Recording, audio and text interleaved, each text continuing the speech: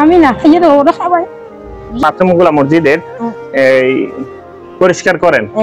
পরিষ্কার করে আপনি কি সারাদিন এখানে বসে থাকেন? হ্যাঁ বসে থাকি। শুধু নামাজের সময় কি থাকেন না? না নামাজের সময় থাকেন না, আজান দিলে তখন চলে যান, আজানের পরে নামাজ আবার আসেন।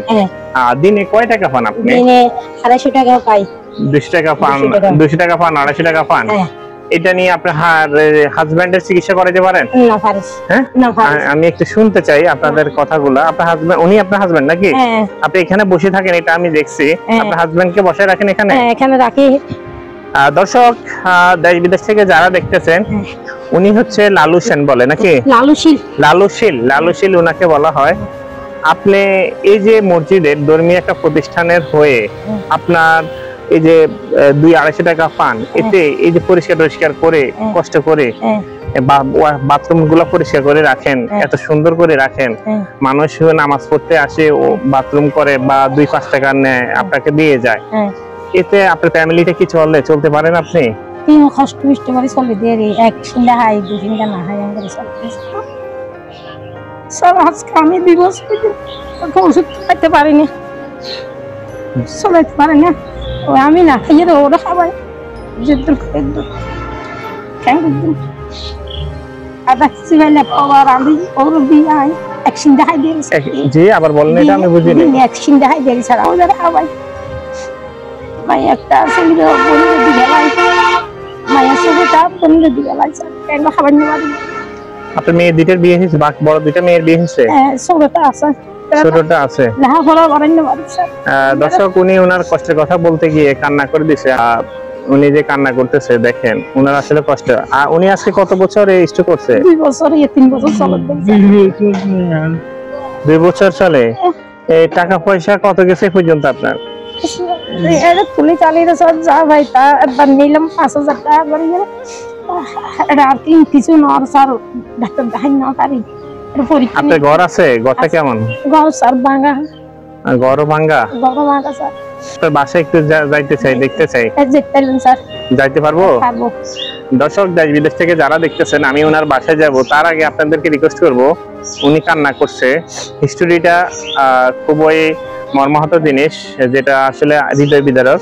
হাজব্যান্ড, 3টা মেয়ে, ছেলে নাই, যার সংসারে ছেলে নাই সেও বুঝে। উনি যেহেতু বেকার হয়ে গেছে, উনি কান্না করতেছে। একজন মহিলা মানুষ হয়ে পুরুষের এখানে বাথরুম পরিষ্কার করে যে টাকা 2-1 টাকা পায়, সেই টাকা দিয়ে সংসার চালায়। 5 টাকা হয়তো পয়সা পায়খানা করলে 5 টাকা পায়। কেউ যদি পাবলিক টয়লেট, সাথে মসজিদটা আপনাদের দেখাইছি, একটা মুসলিম প্রতিষ্ঠানের পাশে উনাকে এখানে কোনো ধর্ম নিয়ে কোনো ভেদাভেদ নাই। এটা সবচেয়ে বড় জিনিস। এটা হচ্ছে মনুষ্যত্ব, বিবেক, যে উনাকে একটা কাজের ব্যবস্থা করে দিছে। এই মসজিদ কমিটি আছে যারা, ওনারা একটা কাজের ব্যবস্থা করে দিয়েছে যে আপনি এখানে থাকেন, এটা পরিষ্কার করে দিনে 200-250 টাকা পায়, এটা দিয়ে পরিবারটা চলে। আসলে কি খাইতে পারেন? একবেলা খাইতে পারেন, একবেলা খাইতে পারেন না? একবেলা খাইতে পারে, একবেলা খাইতে পারে না। ওষুধ কিনেন নাকি? এটাই ওষুধও কিনতে পারেন না? ওনারা বহু সাহায্য করছে স্যার। হ্যাঁ, ওনারা বহু সাহায্য করছে। আমি বাইরে থেকে একটু শুনতে চাই, এদিকে আসেন। আপনার নাম কি? মোহাম্মদ আজগর হোসেন। জি, আপনার উনাকে চিনেন আপনি? আমাদের প্রতিবেশী। আপনাদের প্রতিবেশী? আপনি কি মুসলিম? হ্যাঁ মুসলিম।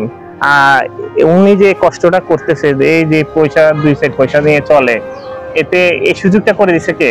আমি করে দিছি। আপনারা করে দিছেন? আপনারা সবাই মিলে করে দিয়েছেন? মসজিদ কমিটি থেকে তো সাহায্য দিছে, আপনি দায়িত্বে আছেন মসজিদের নাকি? তাই আমি বাজার সদর তো। ও বাজারের। হ্যাঁ আচ্ছা, যাই হোক, আপনি এই ওনাকে ব্যবস্থাটা করে দিয়েছেন। আপনার এই মানবতাটা কিভাবে আসলে, যে একটা মানুষ চলতে পারে না, তাকে আমি যদি এই ব্যবস্থাটা করে দিই, তাহলে অন্তত 200-250 টাকা পেয়ে সে কোন রকম খাইতে না পারে, অন্তত 200-250 টাকা পায় যদি দিনে, কতদিন আসতে পারেন এখানে? কতদিন থাকতে পারেন? প্রতিদিন থাকতে পারেন? 30 দিনে 6000-7000 টাকা একজন। 5000 টাকা পাবে না, 5-6000 টাকা মাসে, 5-6000 টাকা পায় একটা সংসার চালা যাই পারে, ওষুধ না কিনতে পারে, সামান্য অংশীদার হইতে পারে। না খাইলে একবেলা খাইতে না, একবেলা খাইতে পারলে আরেকবেলা খাইতে পারে না। আমরা ওনার বাড়িতে যাব, ঘরে যাব, দেখব। তার আগে বলে দিচ্ছি, ভিডিওটা কমেন্ট করে আপনার মতামতটুকু জানাবেন, আর অবশ্যই শেয়ার করে দিয়ে দিবেন। চলেন মাসি, আপনার ঘরে যাই।